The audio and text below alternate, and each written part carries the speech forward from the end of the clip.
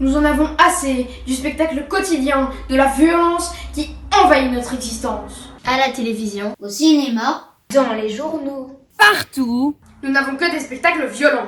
Et les films de cow-boys.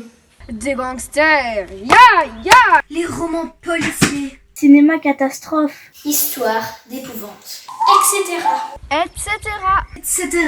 etc. Nous disons. Nous disons Fini les histoires qui nous font peur. Nous voulons de jolis contes. des contes de fées. avec des princes ou des princesses. Et de l'amour.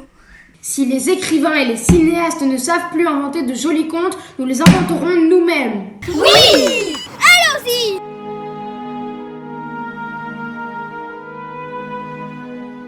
Bon, je commence. Disons, il était une fois un prince charmant.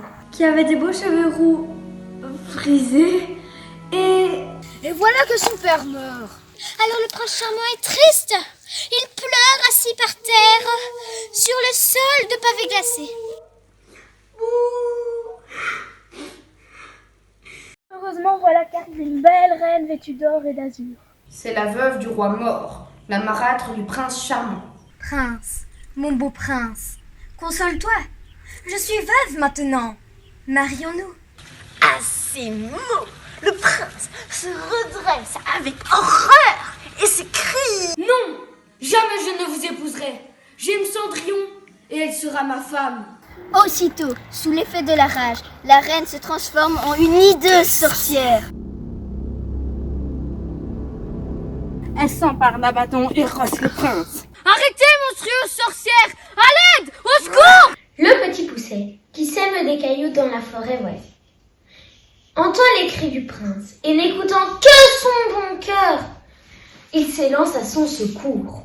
Il sort son canif suisse et transperce la méchante sorcière. Elle meurt dans d'horribles souffrances. Pendant que le prince remercie le petit pousset, Cendrillon, qui a tout entendu, sort de la forêt où elle coupait des bûches et crie au prince.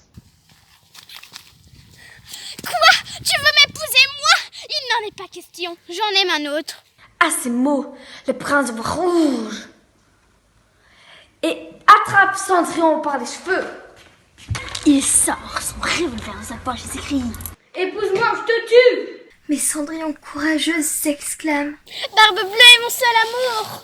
À ces mots, aveuglé par la rage et la jalousie, le prince charmant décharge son barillet dans le crâne de la pauvre Cendrillon. Elle meurt dans d'horribles souffrances. Alors, surgit de la forêt, Barbe bleue, qui a tout entendu. Tu vas tuer ma bien-aimée! Je vais t'étrangler de mes propres mains! Mais le prince tend son revolver vers Barbe bleue et sans hésiter presse la détente. Enfer et damnation! Mon revolver est vide! Barbe bleue serre la gorge du prince charmant, qui devient tout bleu. Il meurt dans d'horribles souffrances. Soudain, voici l'ogre qui surgit de la forêt où il ramassait des champignons. Ah, Barbe bleue, je vois que vous avez étranglé ce jeune homme.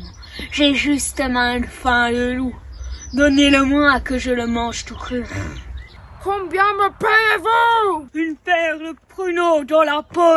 Réplique l'ogre en sortant son magnum 367 à base d'um-dum. Au moment où il va tirer, voici que le loup sort de la forêt et s'élance sur l'ogre et lui dévore la tête. Il meurt dans d'horribles souffrances. Oh! Merci, cher loup! Tu m'as sauvé la vie! À ces mots, le loup s'élance sur Barbe bleue et lui dévore le cœur. D'horribles souffrances. À ce moment, alerté par ce bruit, surgit Peau d'âne qui cherchait des jonquilles dans la forêt. Sa vieille peau d'âne qui lui sert de par-dessus sent si mauvais que le loup s'enfuit. Alors, Peau d'âne se met à pleurer. Personne ne m'aime, tout le monde me fuit. Je suis toute seule. Ah, que le monde est cruel. Elle sort une taille dissimulée dans son corsage et elle se transperce le cœur. Il meurt d'horribles souffrances. Et le petit pousset qui était là tout à l'heure, que devient-il de tout ça? Ah oui, le petit pousset, eh bien il se bat avec les 7 nains qui l'ont attaqué pour lui voler son portefeuille. Et les nains sont les plus forts. Ils capturent Petit Pousset, l'enferment dans une cage, et l'engraissent pour le manger à Noël. Heureusement, le petit chaperon rouge, qui s'était perdu dans la forêt, lui ouvre la cage et ils s'enfuient ensemble. Ils montent un petit commerce et vendent des gaufres au beurre à la kermesse. À côté de Blanche-Neige qui vend des pommes d'amour. Et près de l'attraction, où l'on voit un crapaud qui est en réalité un prince charmant, transformé par une méchante sorcière. Et le petit Pousset, et le petit chaperon rouge, et Blanche-Neige deviennent riches. Ils sont membres de l'association des commerçants. Et ils sont heureux. Et ils ont beaucoup d'enfants. Ils meurent d'horribles souffrances.